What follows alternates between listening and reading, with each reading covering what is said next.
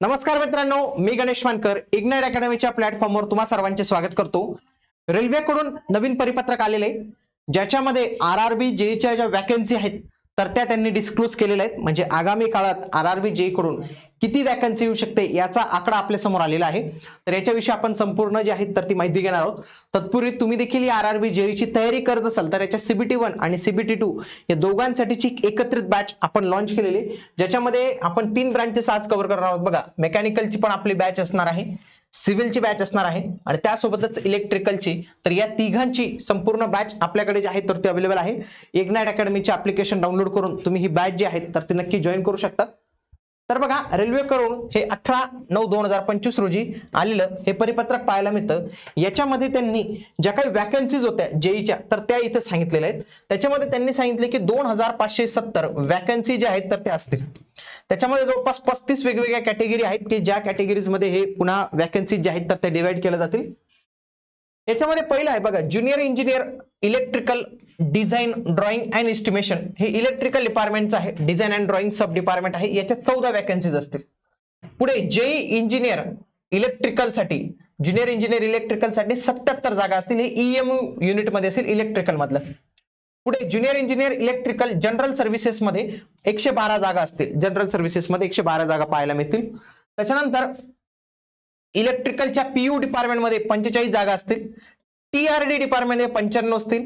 TRS मध्ये 117 असतील आणि वर्कशॉप मध्ये 29 जागा आपल्याला इथं पाहायला मिळतील। हे आपलं इलेक्ट्रिकल डिपार्टमेंटचं झालं। त्याच्यानंतर जेई इंजिनियर ब्रिज, इंजिनिअरिंग डिपार्टमेंटचं ब्रिजच्या 34 वॅकन्सी। इंजिनिअरिंगच्या म्हणजे सिव्हिलच्या, बघा सिव्हिलच्या इथं म्हटलेले डिझाइन ड्रॉइंग अँड एस्टिमेशन, सिव्हिलच्या डिझाइन अँड ड्रॉइंग डिपार्टमेंटच्या 105 जागा। ज्युनियर इंजिनियर PV तर याच्या 425 जागा, सगळ्यात जास्त जागा इथं पाहायला मिळतात। त्याच्यानंतर सिव्हिलच्या इंजिनिअरिंग डिपार्टमेंट PUच्या 8 जागा।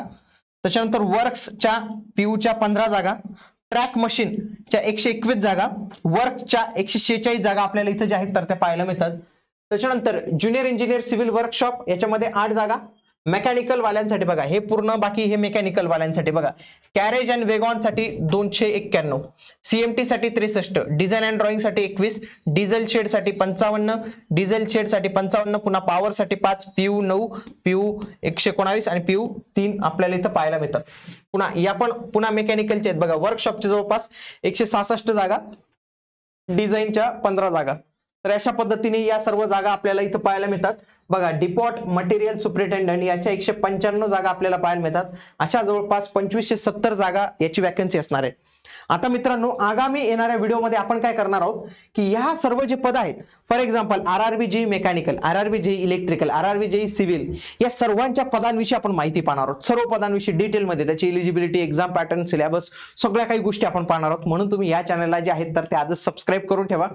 आणि तुम्ही देखील या पदांसाठी तयारी करत असाल तर त्याच्यासाठी CBT1 आणि CBT2 ची एकदम प्रॉपर महाराष्ट्रातील दर्जेदार फॅकल्टी सोबत आपण ही बॅच रेकॉर्ड केलेली आहे। तर याच्यामध्ये तुम्हाला संपूर्ण गोष्टी पाहायला मिळतील।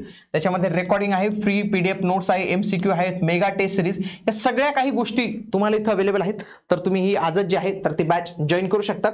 भेटूया आता आपण पुढील व्हिडिओमध्ये। तोपर्यंत जय हिंद, जय महाराष्ट्र, धन्यवाद।